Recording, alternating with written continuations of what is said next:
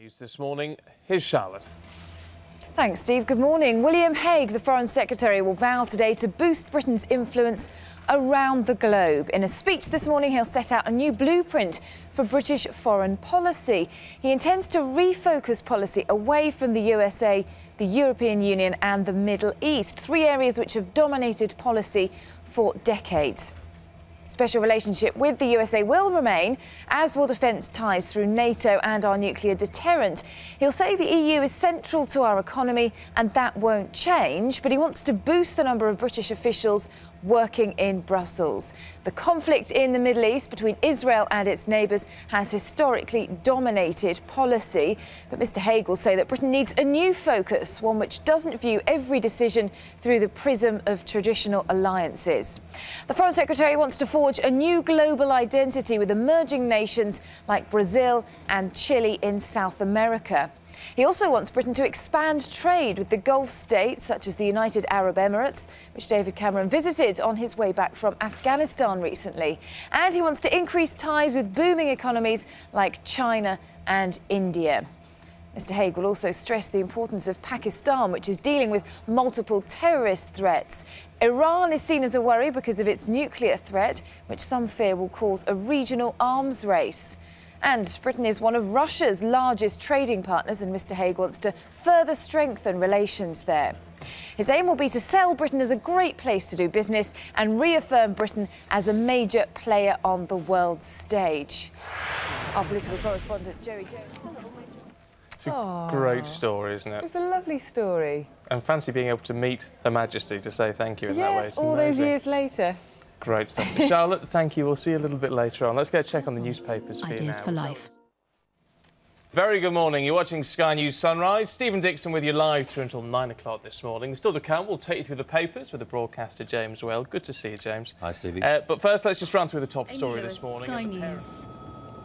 But before we have a check on the papers, let's have a look at the rest of the news this morning with Charlotte. Thanks, Stephen. Britain's foreign policy is set for a shake-up with greater emphasis on so-called emerging economies. The Foreign Secretary, William Hague, will outline what he calls a distinctive...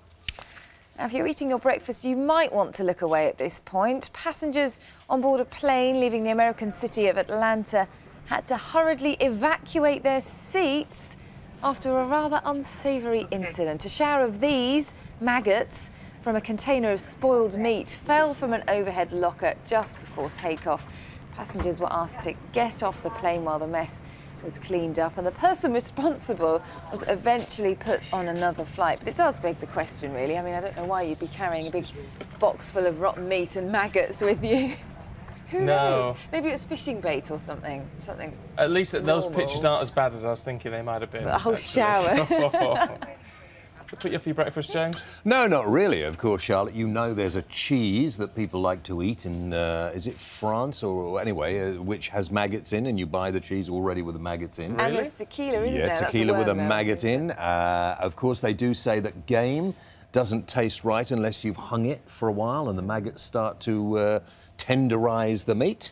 If you're going to eat meat, how can you moan about what it is? Yeah, well, no way, I'm sticking with being a veggie. Are you a veggie? I'm afraid so. No. You see, I like a maggot or two for me. Right, OK. Yeah, anyway, straight on to the Daily Mirror on that, Good note, morning, James. people. Right, let's start off with this. It's in all the papers about whether or not we want to know what the top stars in the BBC earn.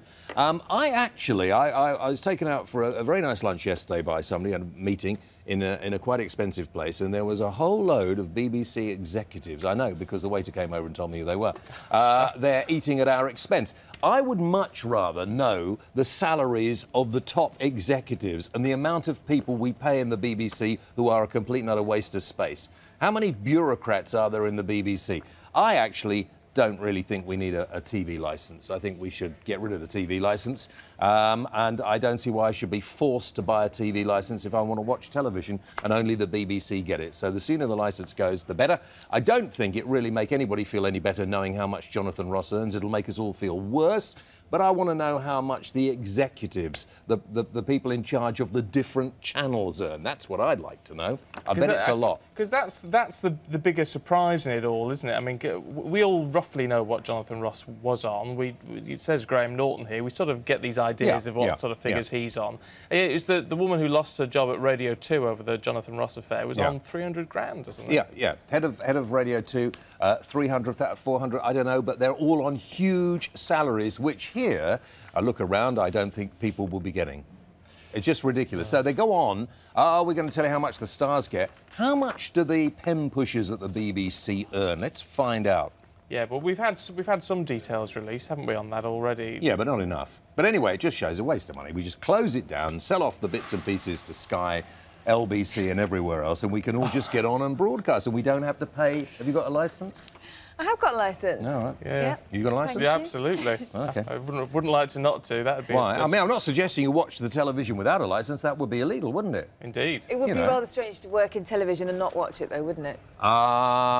That's not the question, OK? That is not the question, my lord. I'd pay mine just for the BBC, just to watch Doctor Who. Would you? Yeah. You are sad. A vegetarian who watches Doctor Who. And now we know. Love it all. Love it all. Let's go to the Telegraph, page 4, and what is some real controversy brewing in the Tory party. On my radio show on LBC yesterday, I asked the question, what is the alternative to prison? All right, I got loads and loads of calls. One of the best calls said, if a persistent offender, petty crime, we talk about the annoying thing, and Kenneth Clark says prison doesn't work, OK? So we're going to find an alternative. So I know why prison doesn't work, because it's too easy and they like being in there. So if you want prison to work, you get rid of their PlayStations, their televisions, their radios, you get rid of everything, you feed them rubbish food, you give them a thrashing if they do something wrong, and soon they don't want to go there. But here's the alternative one of my listeners came up with. You give them the chance, if they don't do it, and if they don't agree, they go and join the armed forces. And they get sentenced, in a way, to 3 years in the armed forces. Now, the armed forces are finding it difficult to recruit at the moment, I believe. And I think they should have to go and join the armed forces, no pay, they'll be fed, they'll be housed, but they have to stay in the armed forces for a certain number of years. And if they are a persistent petty offender, you know, somebody goes and robs your car, breaks the window, steals your radio or anything like that, the sort of things that, you know, shoplifting, they get a couple of months prison, they do it over and over again. After the second or third time, they go in the armed forces. I think it's a good idea. Well, a lot of people in the armed forces wouldn't like the idea of that, they'd be would they? furious. Why inflict that on the armed forces? I think, well, because I think it would actually give the armed forces a better status. And I'm not suggesting we put them on the front line in Iraq with a gun, but there are lots of jobs that could be done to support the fighting guys in the armed forces that these people could do. Let's dig back over the past, James. The Guardian looking at the former Attorney General, his evidence over the Iraq war. Nobody's been really reporting this, have they? The Iraq inquiry is back on, and there are bits of it here on Sky News, thankfully.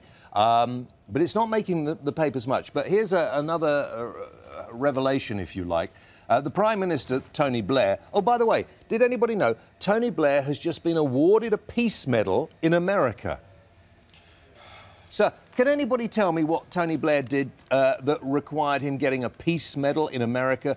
Email us and tell us. Well, is it not because of his Middle East work? Oh, shush. Let's talk seriously, not fairy tales here. But he was told the invasion would be illegal on the eve of the talks with Bush. And he actually said, I don't want to hear any more of this. And if you read it in the papers, it makes really worrying listening. Here's this man, Tony Blair, obsessed with George Bush, obsessed with power, in my opinion, who turned his back on everything he was told by his advisors and said, no, we're going to war. And look what that's done to this country. No wonder Tony Blair nicked off before everybody found out. Let's zip very quickly and briefly onto the Daily Mail. 82 million quid for cracked pavements. I find this absolutely bizarre. You know, now everybody is suing everyone for everything. Here's another waste of public money. If you trip over... First of all, councils ought to keep the pavements organised. But, I mean, people are suing for everything these days. You trip over the curb, because you're clumsy, because you don't look where you're going, you expect to get a payoff. because you wear shoes like Charlotte's, you know, and you rick your ankle and fall over, you'll be suing somebody, won't you? We have to pay for it. It all goes under council tax. £82 million, and we're paying for it. There's another saving. I'll bring you some more savings later. We should look forward to it in an hour, James. Thanks very much indeed. There's lots online.